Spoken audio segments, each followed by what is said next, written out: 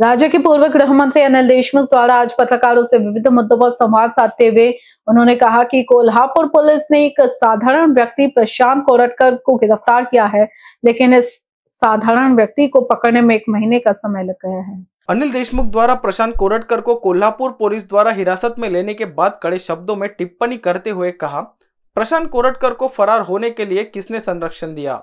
क्या नागपुर के राजनीतिक नेताओं की सुरक्षा दी गई थी? पुलिस को यह पता लगाना चाहिए कि प्रशांत कोरटकर को किसने संरक्षण दिया। ऐसे कई सवाल उपस्थित करते हुए राज्य सरकार पर निशाना साधा। महाराष्ट्राच्या पोलिसांनी म्हणजे कोल्हापूरच्या पोलिसांनी प्रशांत कोरटकरला जो चिल्लर माणूस होता त्याला शेवटी अटक केली। अतिशय आश्चर्य वाटतं की इतक्या अशा या चिल्लर माणसाला पकडायला पोलिसांना 1 महिना लागला। नागपूरमध्ये प्रशांत कोरटकरच्या घराला पोलिसांचं संरक्षण होतं आणि ते संरक्षण असताना तो घरातून फरार झाला। त्याच्यामुळे अनेक प्रश्न निर्माण होतात की याला कोणाच्या संरक्षणाखाली हा फरार झाला? त्याला काही पोलीस अधिकाऱ्यांचं संरक्षण होतं का? प्रशांत कोरटकरला काही राजकीय नेते जे नागपूरचे आहेत ते अतिशय ज्यांच्या जवळचे आहेत प्रशांत कोरटकर त्यांचं संरक्षण होतं का? की अजून महाराष्ट्रातल्या अजून कोणाचं संरक्षण होतं? कारण की इतका चिल्लर माणूस हा फरार होतो, त्याला जर पकडायला 1 महिना लागत असेल तर त्याचं सर्वांना आश्चर्य होणार आहे। आता प्रशांत कोरटकर याला अटक केली आणि आता त्याच्याकडनं माहिती काढली पाहिजे की त्याला कोणी संरक्षण दिलं, कोणाच्या संरक्षणामध्ये तो इतके दिवस होता, कोणाच्या संरक्षणामध्ये तो फरार झाला।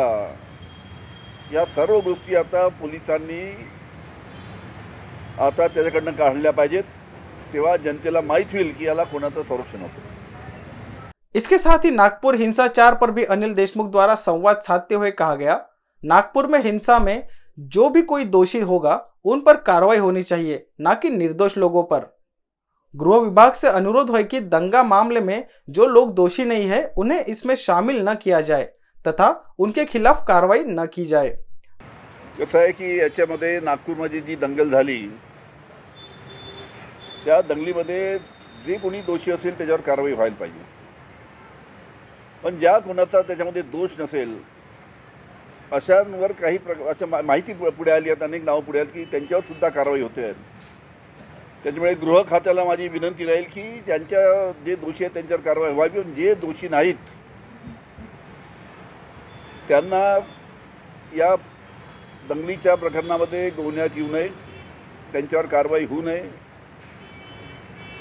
आणि अशा पद्धतीनं पोलिसांनी तिथे काम करावं।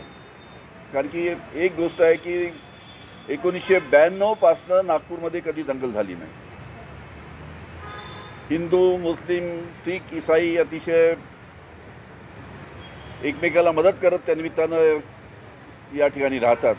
अतिशय चांगलं वातावरण या ठिकाणी आहे आणि अशा या परिस्थितीमध्ये ही दंगल झाली, पण एक काय की नागपूरच्या लोकांनी अतिशय चांगल्या पद्धतीनं संयम राखला, सर्वांनी सहकार्य केलं, त्याच्यामुळे दंगल लवकरात लवकर आटोक्यात आली।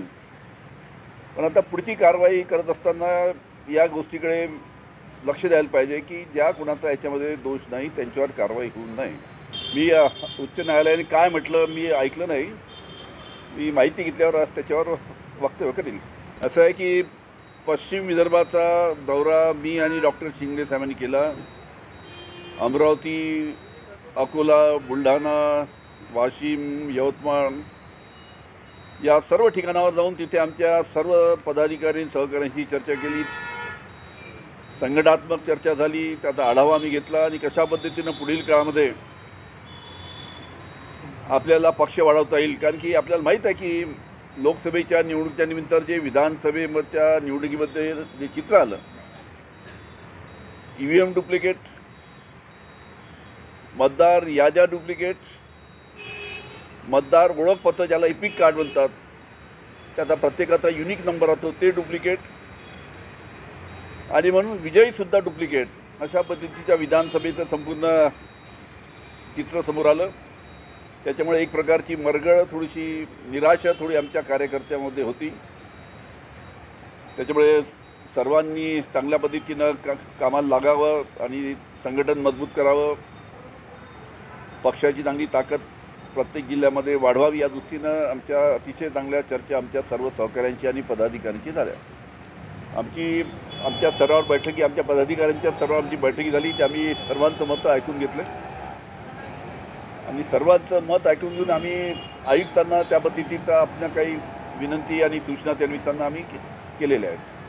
काय त्या विषयाची मी काही जवळून काही जास्तीची माहिती घेतली नाही. NBCN न्यूज के लिए क्षितिजा देशमुख की रिपोर्ट.